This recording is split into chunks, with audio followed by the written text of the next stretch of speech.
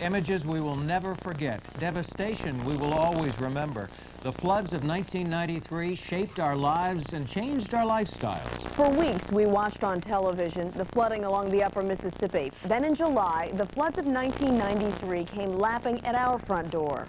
The biggest disaster in Iowa history brought out some of the worst from Mother Nature and some of the best in human nature. And over the next 60 minutes or so, we'll bring you both.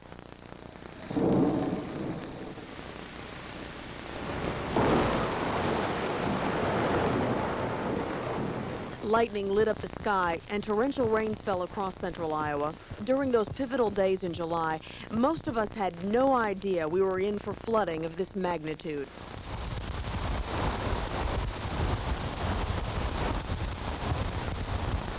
Among the first areas nailed by the floodwaters, Ames. The Skunk River and Squaw Creek let loose, dumping up to 9 feet of water over the city.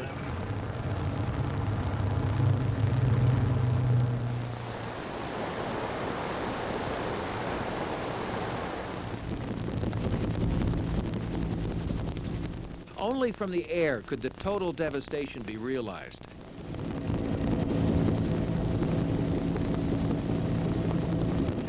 Interstate 35 shut down, closed because of high water.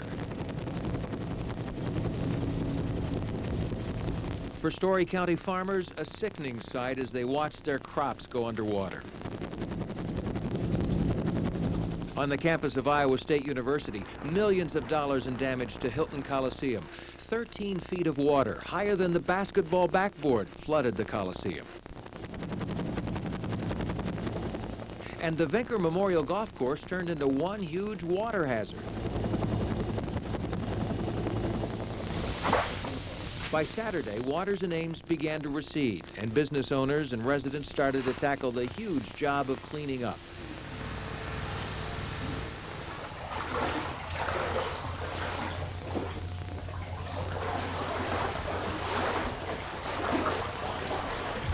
Holy cow, what all do we got here?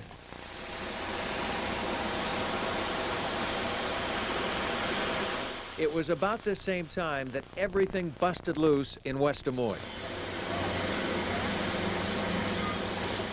Despite extraordinary efforts from volunteers and National Guard troops, a levee along Railroad Avenue can no longer hold back the Raccoon, a river out of control, and bringing record flood levels to Valley Junction and Des Moines.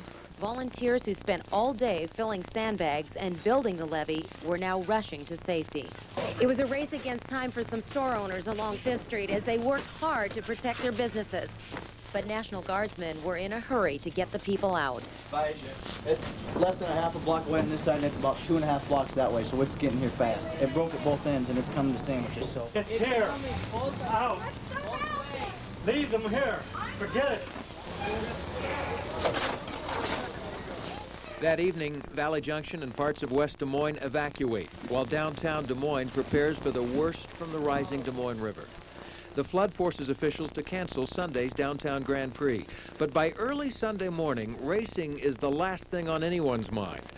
News Center 13 brought you the story under backup power. In a dimly lit studio, thousands of Central Iowans hanging on every word. Once again, within the next few moments, in fact, within 10 minutes now, the Polk County Sheriff's Department advises that the Des Moines water supply will be cut off. The flooding has been so severe around the waterworks area that the water supply for Des Moines will be cut off. Now, that does not include West Des Moines. The water supply is still okay there. Out in West Des Moines, though, they are advising that you bottle up a couple of gallons of water just in case the flooding gets bad enough out in West Des Moines that you won't be able to get water out there. And we have this just in also. First of all, let's go and take a look at some of that video of the lightning, and it's just an awesome display of lightning once again.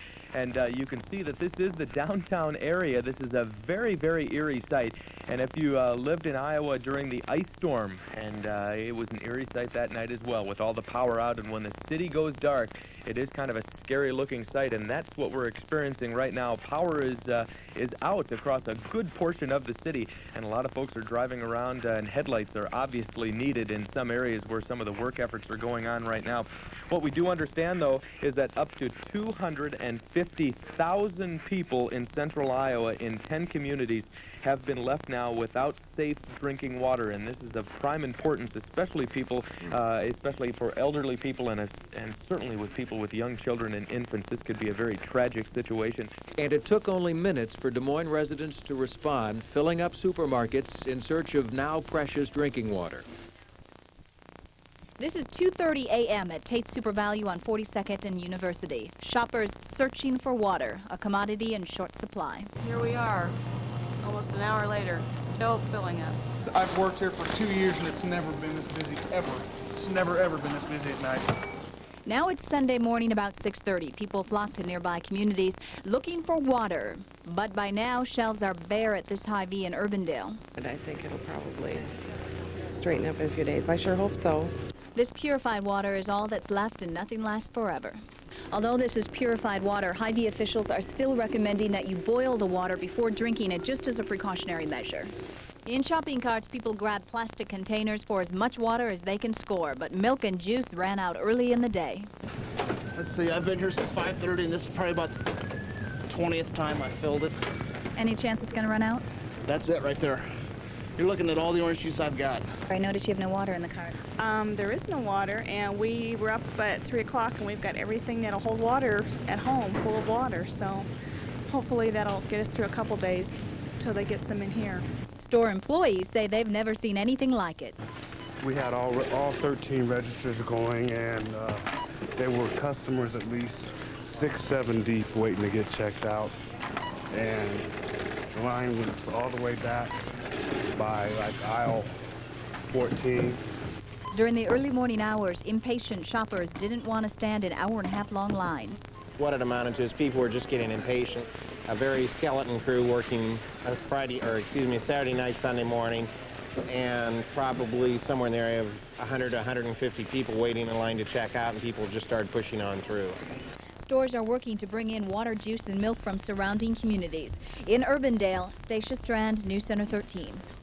When daylight hit the Des Moines Metro, residents thought only of water, how to get it, and how to get rid of it. The enormity of the flood could best be seen from the air, and that's exactly where News Center 13's Jim Strickland spent much of his time. A look now at central Iowa covered by the floods of '93.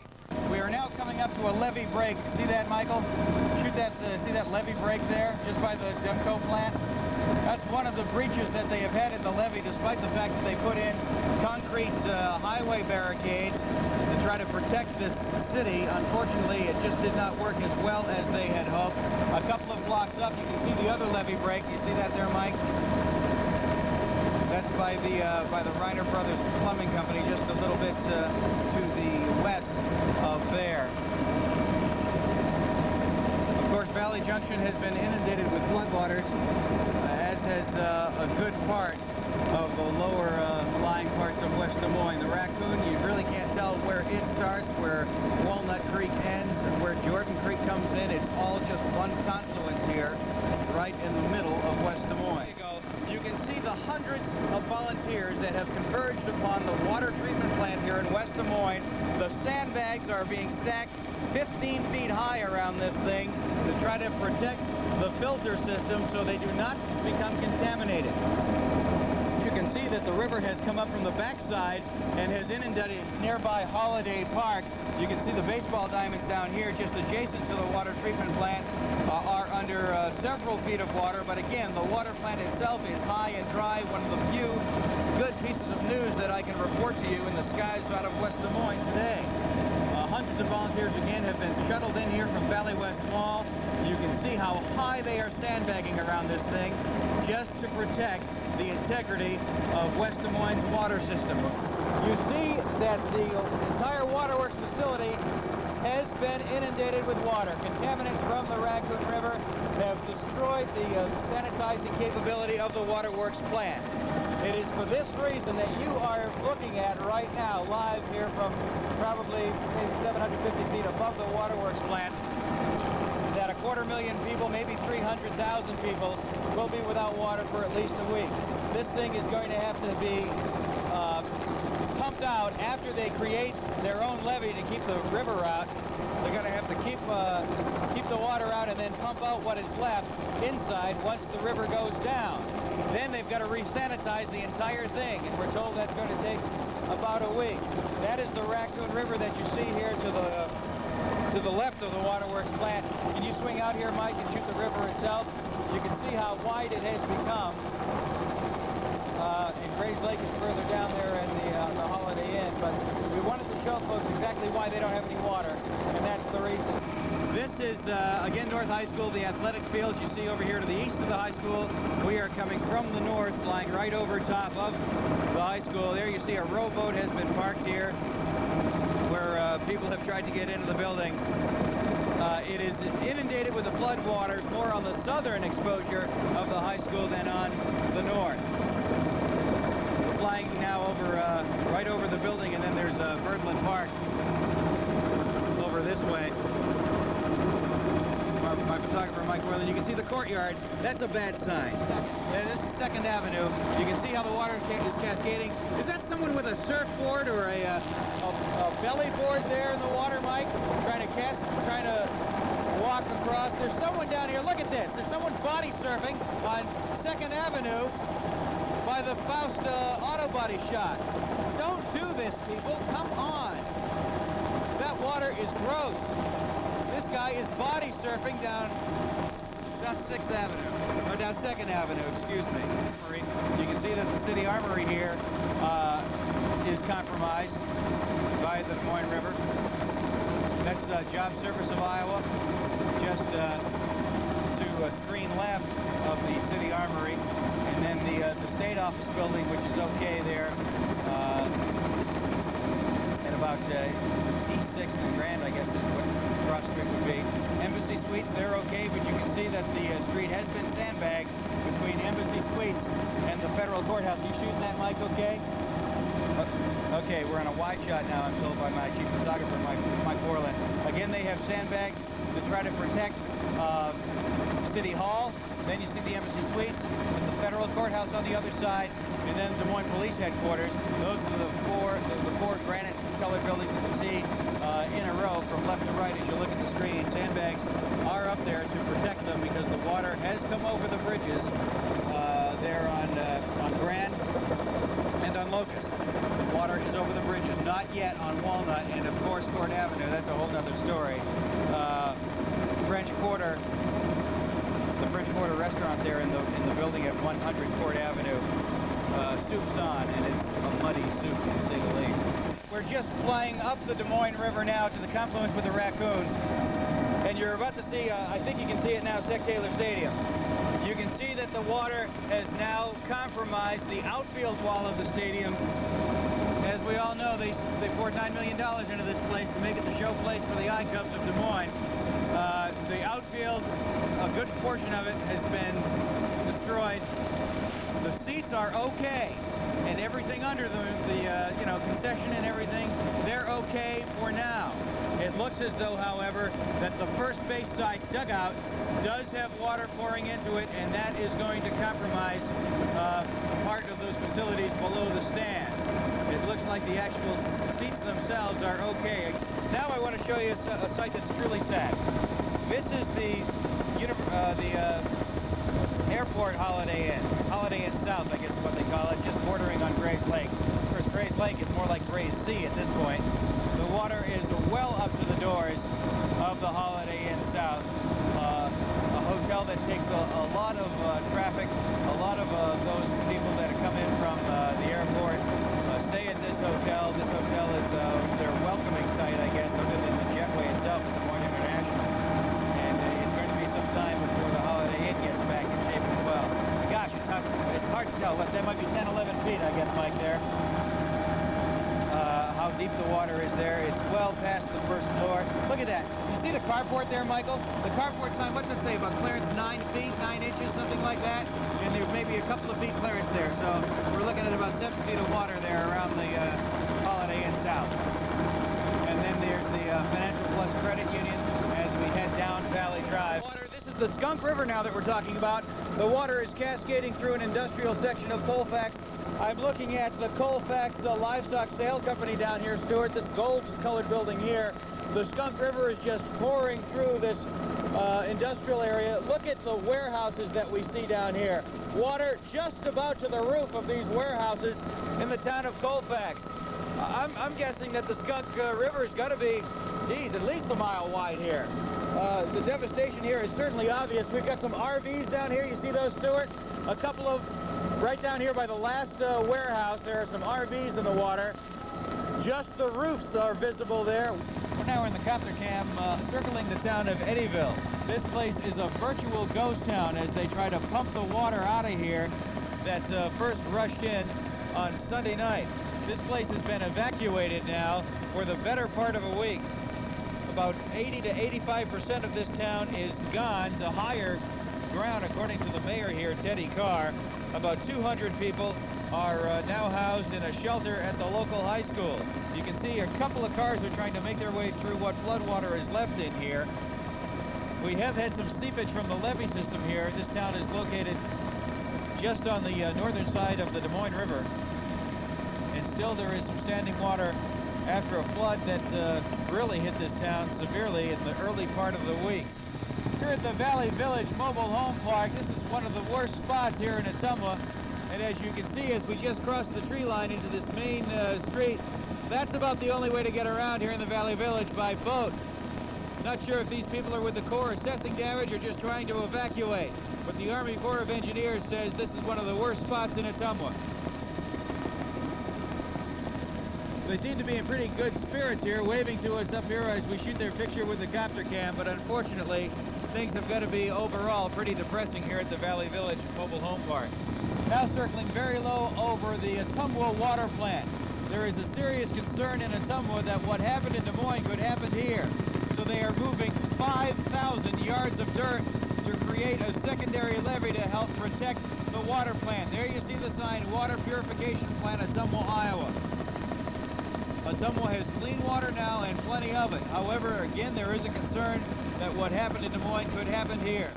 Ottumwa managed to keep flood waters from contaminating its water treatment plant. Unfortunately, Des Moines could not. And reclaiming the waterworks turned out to be a huge problem with no easy solution. Reporter Scott Pope took us into the heat of the battle and brought us some of the most memorable pictures from the floods of '93. Heading out over the railroad tracks that are just to the south of Grays Lake. Flying over Grays Lake right now, this area's been closed off for several weeks now, and you can see why. The Raccoon River flowing directly over the levees into Grays Lake. This place is going to be a mess for a long, long time. We're going down the channel of the Raccoon on Bryan's side. Hard to determine where the river channel starts and where it ends. It's just all over the place. Swinging out over the Waterworks complex. Water well up to the doors and on several windows of the administration building down here. I would guess water probably 6 to 7 feet deep. LD McMullen did tell us that the filtration system was in good shape. It's the big pumps that pump the water out into the water mains of the distribution center. That's the real problem. They got to get the water and get this mud cleaned out of here so they can make repairs on these pumps. If they can get that done, McMillan says we should have some water running through the system by Sunday. Potable water that you can drink, however, is going to take another 30 days. The National Guard troops, there's about 3 dozen of them down below us trying to reinforce this levee.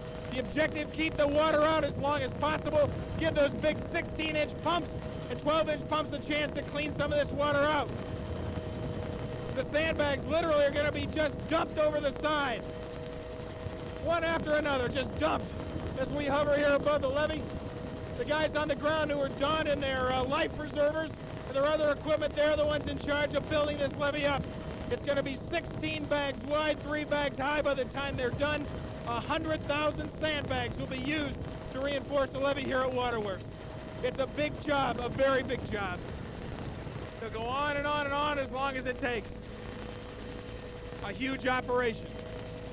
During the floods of '93, our lives and lifestyles changed dramatically. No longer could we take for granted even the simplest of things, such as turning on the faucet for a drink of water or flushing the toilet. We broke old habits and developed new routines. And every day, twice a day, we all watch those briefings from the Flood Command Center. But keep upbeat, hang in there. We're turning the corner.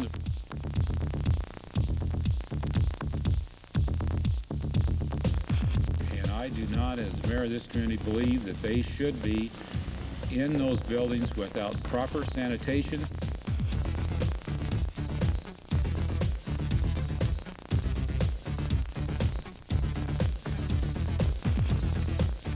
And so we would ask you to use the water extremely carefully, use it like it's gold.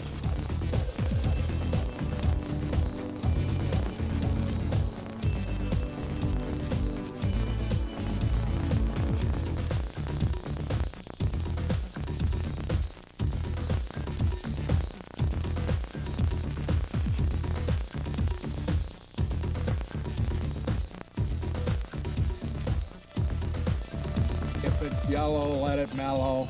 If it's brown, flush it down. You have to do what you have to do.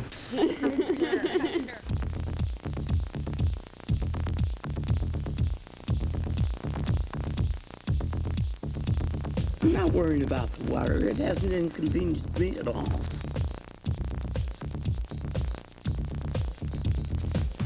It is our intent to be able to start the phasing in of Zone A, B, C, D tomorrow.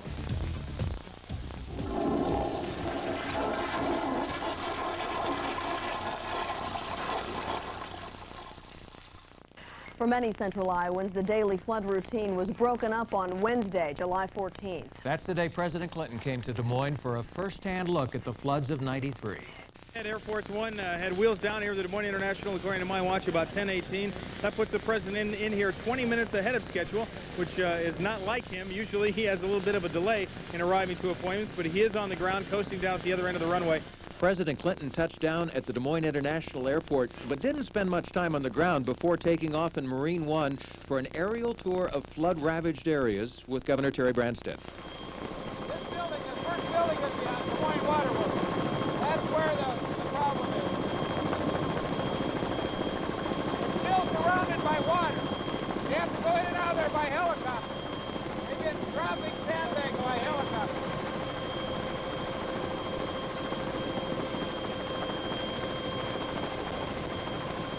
They're bringing the pumps out with that National Guard helicopter. That's it, isn't it? That's it right there. That's the waterworks. That's the water plant. That's the water plant. That's where the problem is. Despite the fact the water had fallen a couple of feet, there was still plenty to see, and the president seemed moved. A Chinook helicopter hovered as the president watched the effort to save the water plant.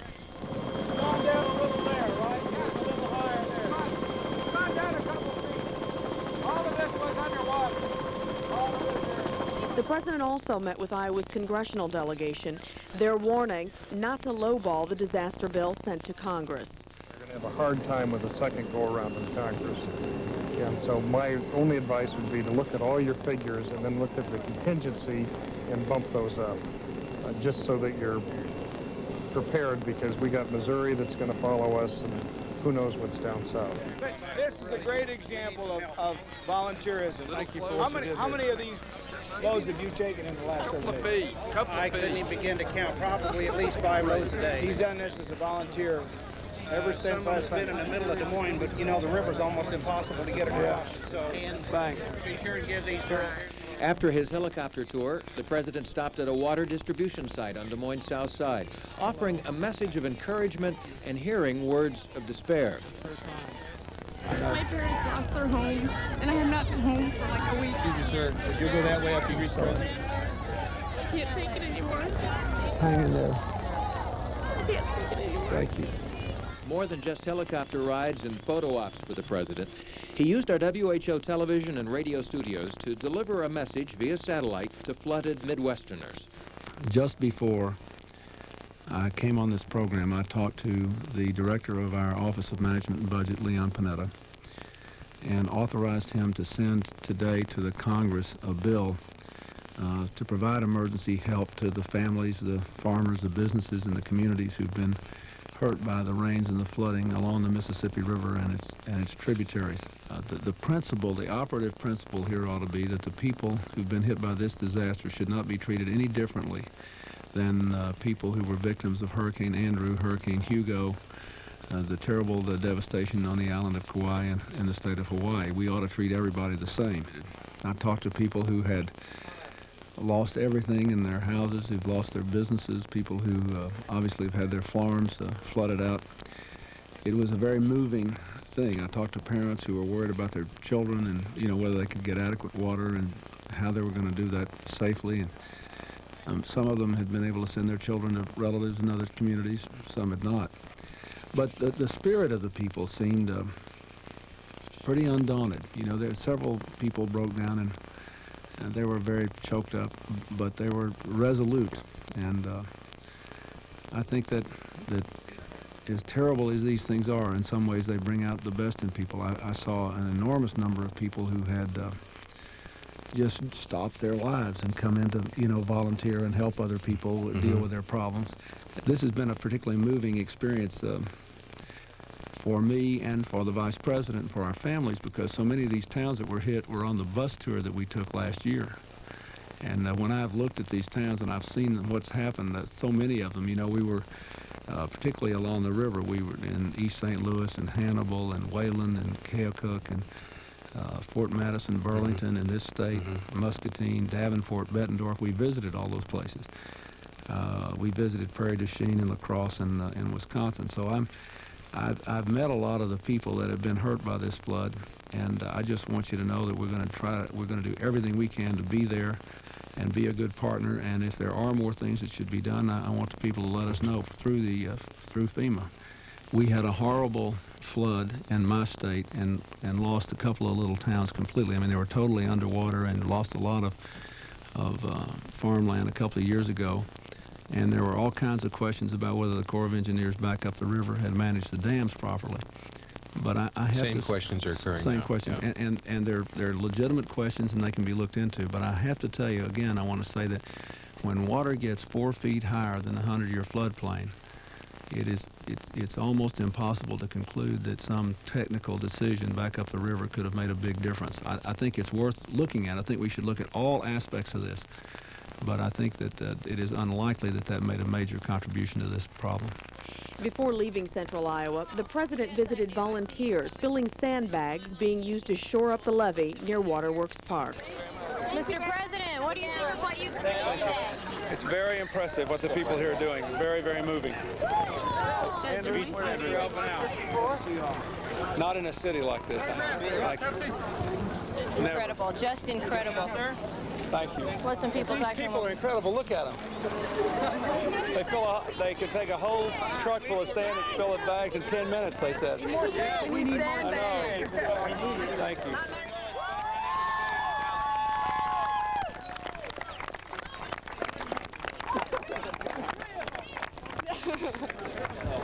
I think we've kind of been surrounded down here, Ed and Lori, so we are trying to watch the president fill a sandbag. He is doing that right now. Bend your back. Back up a little bit here, please. Can you tell us just a little bit about what you saw here today and what you thought your impressions? Well, it was worse than I thought it would be. Even you can't tell from seeing pictures in the newspaper. But I was very moved by the work people are doing here. I saw a lot of people who've lost everything they own, and they know that we can't make them whole, but at least we have to try to help, to be good neighbors and good partners, and that's what we're going to try to do. And I feel good about what I saw in terms of the enormous effort being made here to put the community back together and put this whole area back together, and I think we'll be able to really do some good. Now, you know, once every 100 years you're going to have a flood like this. We're going to be reminded that we're not in total control of our own affairs and destiny, but I think that people are pulling out of it. Bill Clinton says aid is on the way. He says he hopes he can get it as soon as possible. Tonight he's back to Washington.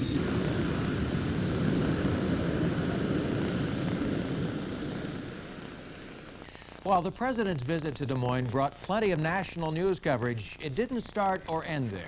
The nation and the world watched for weeks while central Iowans fought with the floods of '93. The great floods of 1993 are beginning to look like a war zone as Des Moines tries desperately to repair its water supply system, and President Clinton tours the devastated areas. This is a special edition of NBC Nightly News with Tom Brokaw. Tonight, reporting from Des Moines, Iowa. Good evening from the capital of Iowa, where it rained again today. President Clinton came to town. He looked at the flood damage and said he'd never seen anything like it. The president has asked Congress for $2.5 billion. That's almost double his earlier request for Midwestern flood relief. He said he'll almost surely need more, and Senate Republican leader Bob Dole promised quick cooperation. As for the weather in the rest of the flood area, storm clouds moved through the area again. There was more rain, and more is expected to come. Now, here's some of what the president said and did here today. The president was stunned by the spread of the flood and the damage since he last visited Iowa just before his trip to Tokyo. That's why we lost electricity. 250,000 residents remain without water in Des Moines. That's the largest American city ever to be in that condition. Iowa politicians were with the president at every step. They said they want their state to be treated at least as well as the victims of Hurricane Andrew in Florida. The president also met with volunteers and victims who lined up to receive water trucked in from surrounding states. I can't take it anymore. Just hang in there. Later, at the site of a massive volunteer effort to reinforce a levee around the Des Moines water plant, the president couldn't resist the temptation to be photographed filling his own sandbag. But to accommodate presidential security and the press, the volunteers did stop sandbagging for a time. All 99 counties in Iowa have been declared disaster areas, virtually the whole state. Illinois and Missouri have yet to see the worst of it, and they're suffering as well. Tonight, NBC's Jim Cummins is still at his Iowa post, and Dawn Fratangelo is covering Illinois and Missouri. Since Clinton last visited Iowa 10 days ago, the state has gotten almost 5 more inches of rain. Reservoirs have filled to overflowing. Rivers and streams have spilled out of their banks, crushed levees, driving thousands of people out of their homes and businesses, and contaminated the water supply in Des Moines. This is a different sort of emergency than I saw 10 days ago. In that statewide radio address, the president said he is asking Congress to provide money for flood victims in 5 states. The bill will initially ask for about $2.5 billion in disaster funds. Clinton promised to seek even more if necessary. The flood victims who crowded into the county clinic for tetanus shots heard the president's message and liked it. I'm real confident that he's going to do something to help the people of Des Moines and Iowa. The big question, how fast? Well, they were saying 2 to 3 weeks, which is fast, but, you know, a lot of us, there's people with no homes now that need it right away. Today, there was even more rain, forcing volunteers in the National Guard to continue their fight against the floods outside the waterworks in Des Moines. Engineers are working round the clock to restore water service by Sunday. An ominous warning overnight, a fire that destroyed a local print shop while firefighters pumped water from trucks. My worst nightmare now would be that we would have a fire in a high-rise, multiple dwelling type building that was occupied by senior citizens.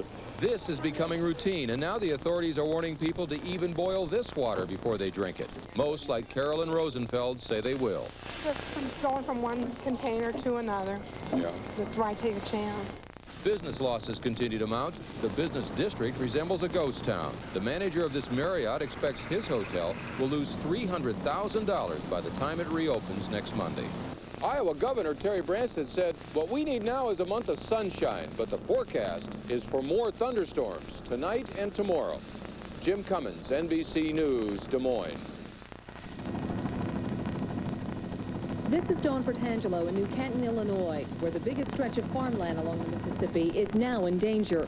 It's the country's second largest agricultural valley. If it would entirely flood, you'd have 110,000 acres underwater.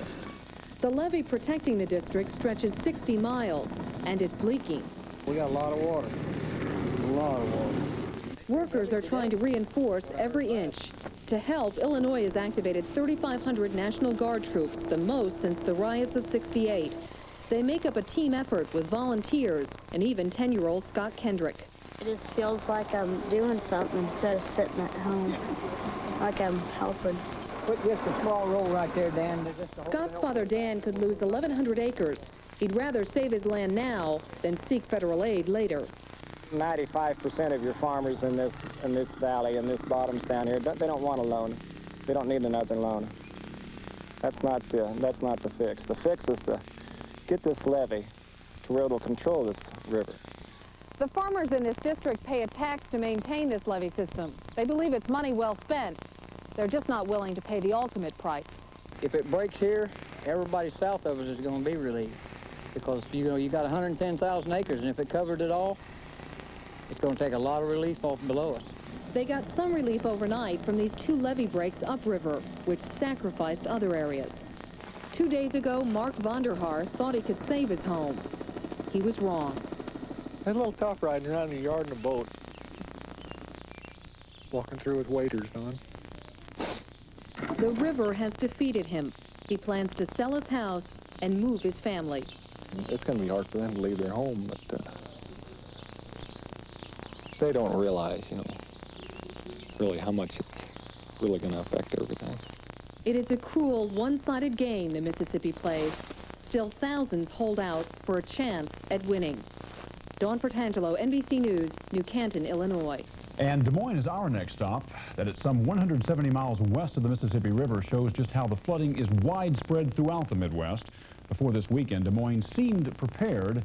Then everything changed literally overnight. More than 250,000 people who endured weeks of rain suddenly without drinking water. Just imagine that. Life without running water. And it could go on for days. Tonight, Deborah Roberts is in Des Moines to recount the decisions, the drama, and to relive what happened minute by minute.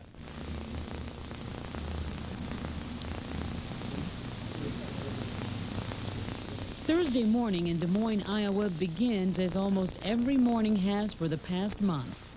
It rains, just as it has the day before and the day before that.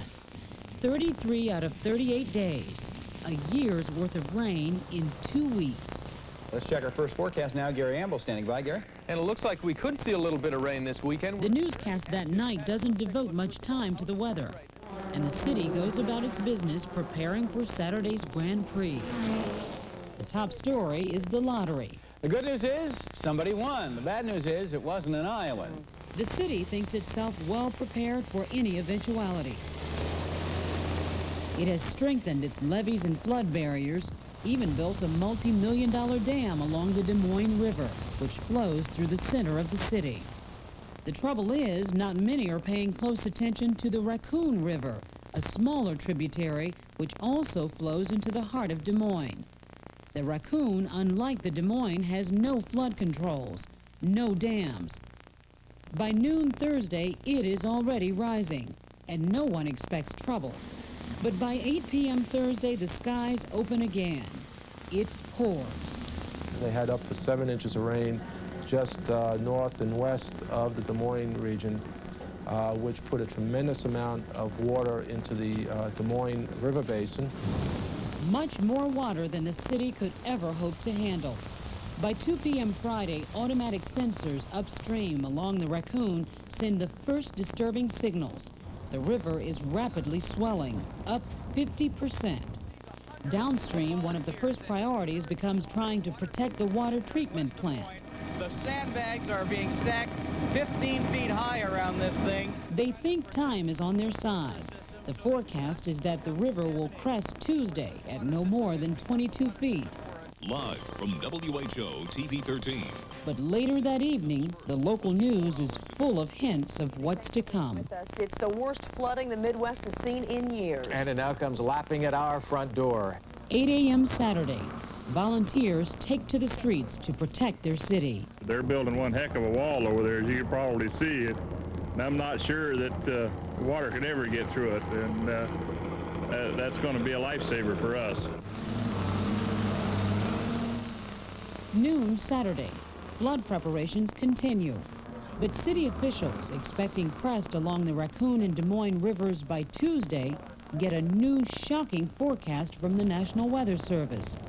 Record floodwaters will hit the city in the next 24 hours. We have virtually no notice in terms of the big flood.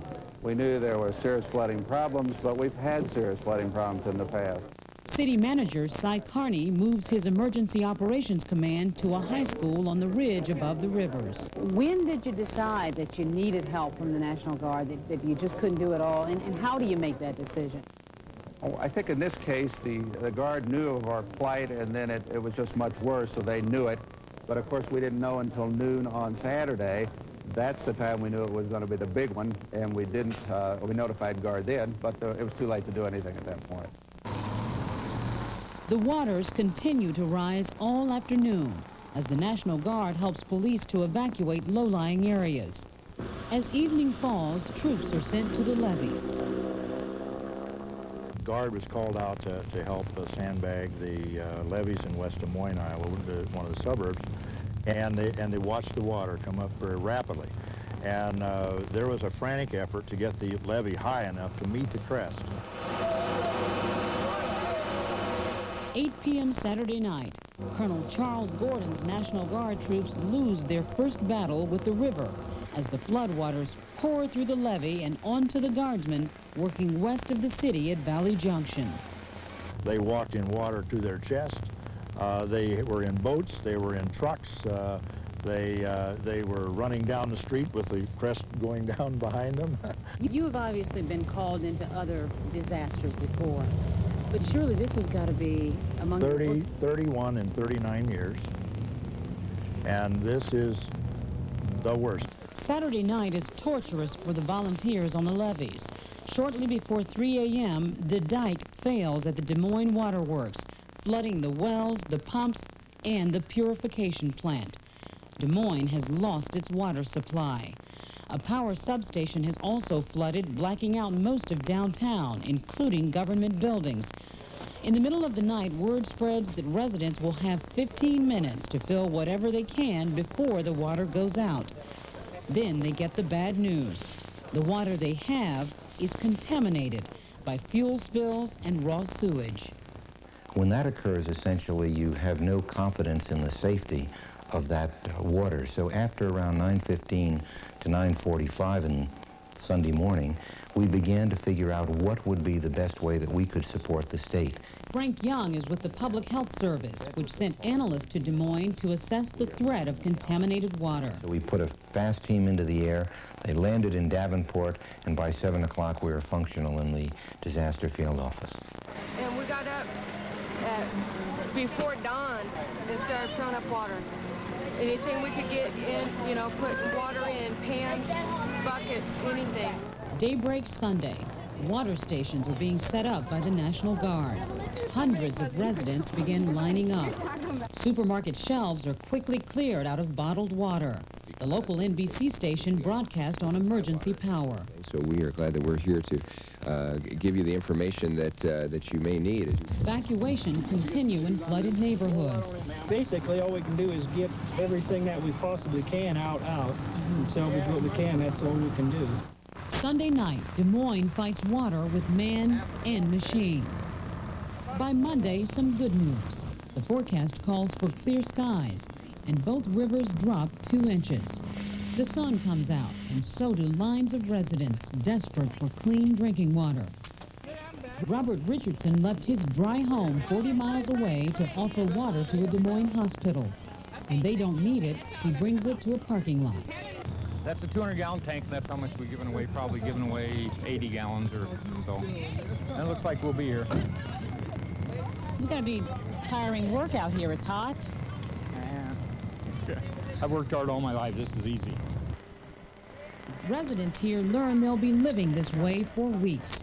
Running water is 7 days away, and it won't be safe to drink for at least a month. This West Des Moines hotel, which still has running water, invites those who don't to come by and take a shower. K-Bear.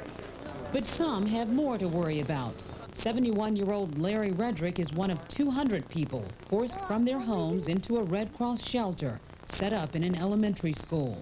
This makes the second shelter we've been in. Are you getting frustrated? Yes, no, people are. I think they are.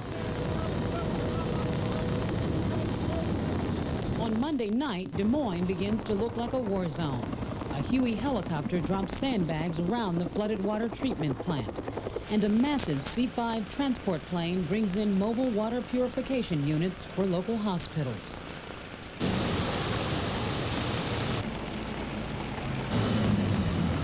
By this morning, hopes for relief were dashed. It rained again, an inch or more all over Des Moines. When you're battling the flood, anytime that you hear raindrops or hear lightning, you just start thinking, oh, here we go again, one more time. Within a few hours, the Raccoon River, which had begun to recede, was up. It's now 7 feet above the flood stage, but still safely under last weekend's record 24-foot crest. The soggy weather is enough to dampen the once generous spirits here. We still want people to conserve water. We want to stop the offers of shower. We can provide drinking water to the metropolitan friends, but we cannot provide showers for everybody. And I call to the businesses in West Des Moines to stop advertising free showers. And some flooded homeowners who were once grateful for the city's help are now feeling cheated. They could have at least sent the National Guard down to help me. They went down, they graded a park so they could have a baseball game down there, but they couldn't come up here and help sandbag. I don't understand it. I don't know what I'm going to do. I really don't. By early evening, the harsh reality was beginning to sink in.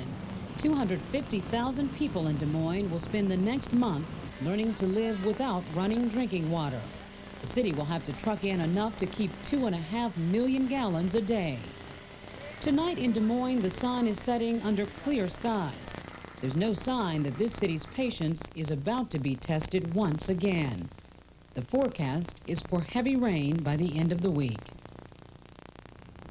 And Deborah Roberts is with us now from Des Moines. Deborah, with so much contaminated water out there, what's the main health concern tonight?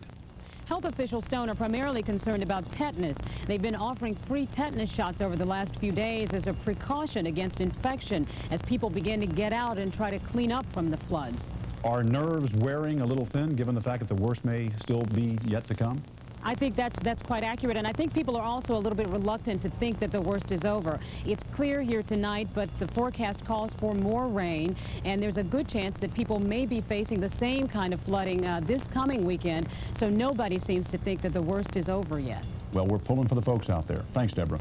The floods of '93 not only brought the national spotlight to central Iowa. They also brought national figures who pitched in to help out. We submit to thy will to take care of these, thy people. Former presidential candidate Jesse Jackson prayed with residents at a water distribution site and offered support from his Rainbow Coalition.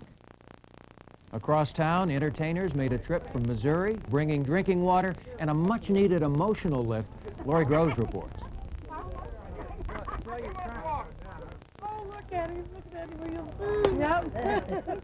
Nothing could keep this crowd away from the main event. It was a wet, chilly day, but people lined up to see Andy Williams, Jim Stafford, Soji Tabuchi, Tony Orlando, and other big Branson acts. The veteran entertainers brought 107,000 gallons of bottled water to town. The fans brought their cameras. Can you step back a minute, ladies? And they brought their pens. The stars were accommodating in every way and really lifted the spirits of the people who've made Branson a cash cow. I think it's wonderful that they're coming from Branson and helping out here in Iowa. It's really nice. Yeah, they go trip for me to come out here and see some of our entertainers from Branson, which I think is a great idea. Andy Williams, a native Iowan, says it's sad to see his home state in such a mess. It's terrible to see your home state going through this. But no one in this crowd seemed depressed. After all, they got exactly what they came for, a little bit of glamour in their waterlogged lives. For much of the nation, these are the pictures that captured their attention. The tireless sandbagging brigades, men, women, and children fighting to reclaim the Metro's water supply. Unselfish efforts that impressed NBC Tonight Show host Jay Leno. When I watch the news and I see people pitching in and helping and doing what they can, I mean, it really it makes you feel good, and it does make you appreciate what you have. You know how awesome Mother Nature and those things can be. Sometimes when we get a little cocky about what we can do as human beings, something like this comes along and goes, no, let's get back to center here. So, of course, it's a terrible thing, but I think everybody will recover, and with help and contributions and whatnot, we'll get back to where it was and hopefully stronger. So it doesn't happen again, but it does show you, when I watch the news, it gives you a sense of the family and the sense of the community and the sense of how people can put all their differences and little problems aside to pitch in and help. I mean, when we see it on the news here in California and back in Boston where my dad is, you see people from all walks of life and all colors, and they're just pitching in and helping one another. And you know, you don't see the looting and all the other things that you think might accompany something like this, because they're just not that kind of people. And it makes us feel good that you know, that the country can go through this kind of thing and come out hopefully stronger and better. And we're all doing what we can do to help, and anything you need us for, just let us know. That feeling of family and sense of sharing that Jay Leno talked about are big reasons why Iowans were able to cope with the floods of '93. So many people did so much during this ordeal. There's no way to mention them all, but these are just a few who went beyond the call of civic duty. At the first sign of trouble, the Guard was there, called to action in West Des Moines, leading a sandbagging effort which took courage. It's less than a half a block away on this side, and it's about 2.5 blocks that way, so it's getting here fast. It broke at both ends, and it's coming to sandwiches, so. It's here. Out. Leave them here. Forget it. In the end, it may have appeared this battle was lost, but the fact is, the Guard helped spearhead a feeling of community which has been with us throughout this crisis.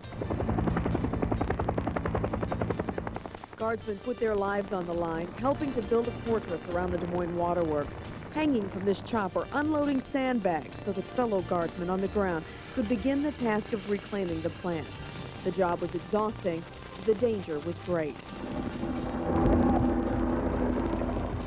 At every crisis point, the men and women clad in green camouflage have been there for our city, day and night, giving all that they could.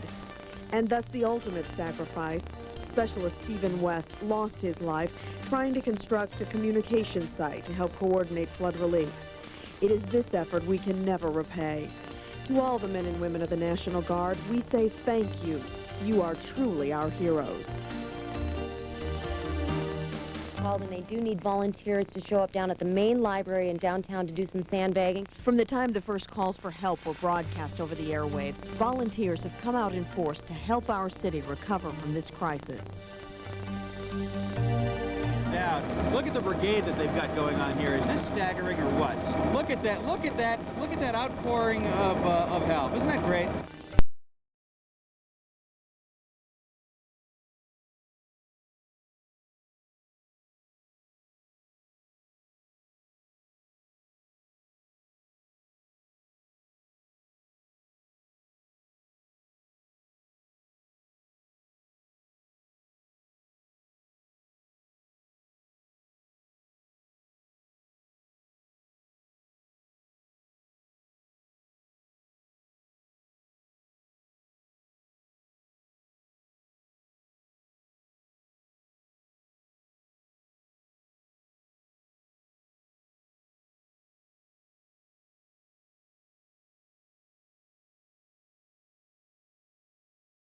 I saw an enormous number of people who had just stopped their lives and come in to, you know, volunteer and help other people deal with their problems. You know, Iowa's good country. Folks pitch in when they need to.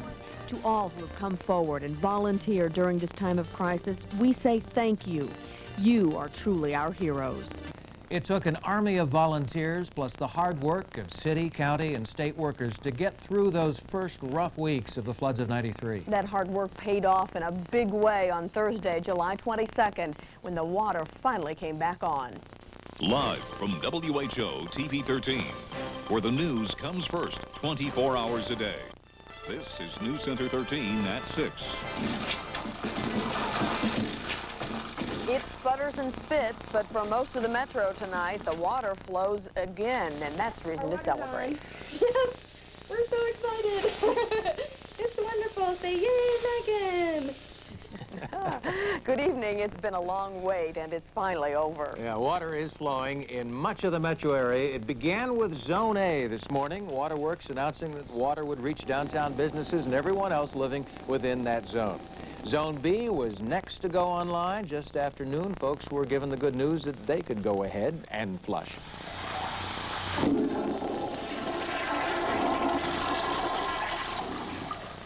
Zone C was added around 3:30 this afternoon. Residents began the process necessary to get the taps turned on. And Zone D is still waiting for the green light. At this rate, that shouldn't be too much longer. But first, the celebration. If it hadn't rained today, there probably would have been dancing in our streets. Therese Thompson says she's never seen so many people so excited over such a simple pleasure.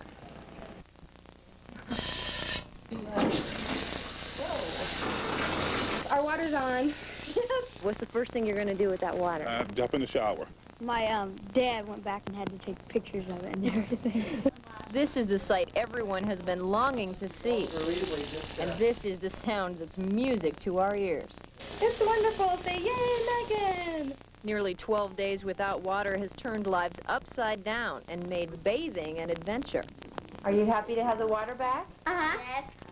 Why? I don't have to get water dumped on me, so I don't have cold water. I just about fell over. It's what a relief. But don't throw your water jugs away yet. This stuff is not drinkable. Remember, it's for bathing and flushing only. That means this pile of laundry will have to wait. But Christy Knuckles doesn't care. This is how we've been using our toilet. This is the sump pump water I've been carrying from the neighbors in this bucket. And then I take it from here and put it in the toilet tank. Even with water just sputtering from the tap, it was better than nothing, and the relief was evident. We heard B had water. I said, I'm in B. I'm going home. I haven't had water for 11 days. From Des Moines water zones A, B, and C, Therese Thompson, News Center 13. Once you do get your water back on, what exactly will you be able to use it for? Well, here's a list of the do's and don'ts of this water use. You can use the water to flush your toilets. You can shower and bathe in it. And if you have a dishwasher, you can use the water to do dishes. If you're doing them by hand, make sure that water is very hot. Do not drink this water. Don't use it to cook with. And do not do laundry with this water. Some of the minerals in the water could stain your clothing. And we have this word just in. I want to pass it along. Des Moines Water Works is now requesting that customers in Zone D initiate their water service. So that means everyone in Zone D, and there are quite a few right here in the studio who are raising their hands in celebration. Zone D, now you can start those steps to turn your water back on.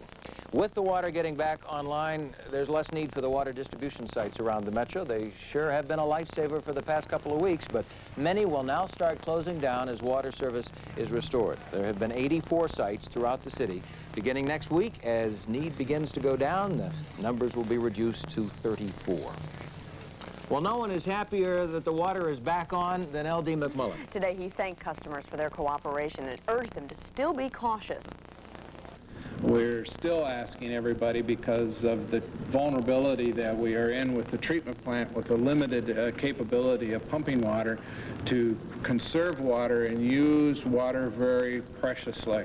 And our customers, I think, are really the ones to thank to be able to bring us up, because if they would have not followed our recommendations, the demand on the system would have been such that we would have had to stretch it out over a 2-day period.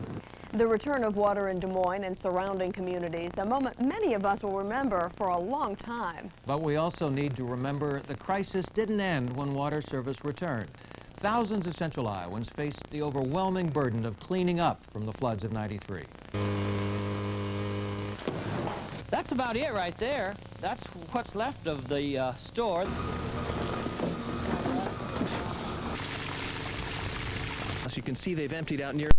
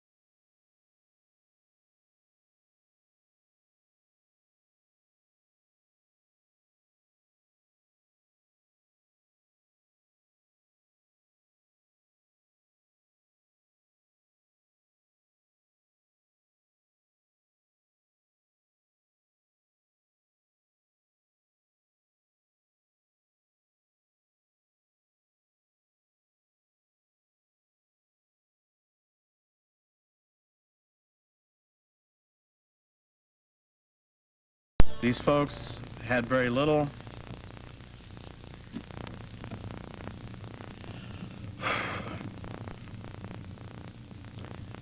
And what they had, they lost.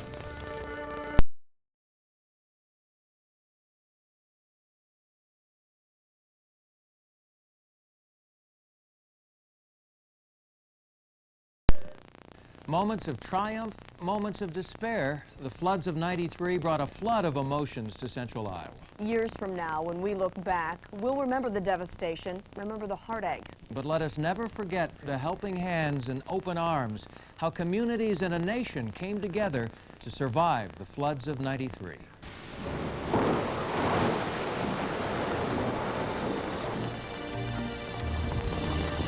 It has come down hard, it's come down fast, it's moving quickly across.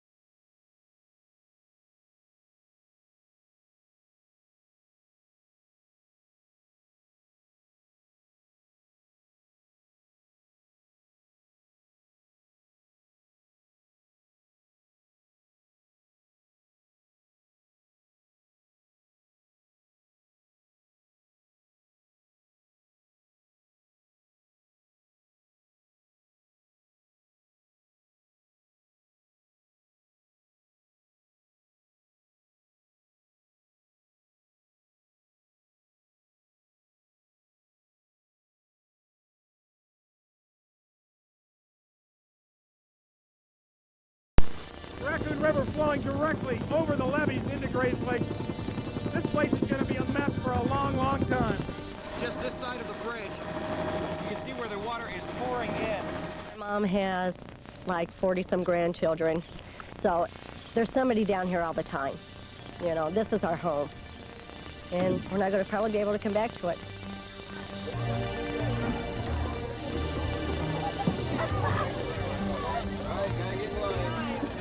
To safeguard the West Des Moines water treatment plant. Look at the brigade that they've got going on here. Is this staggering or what?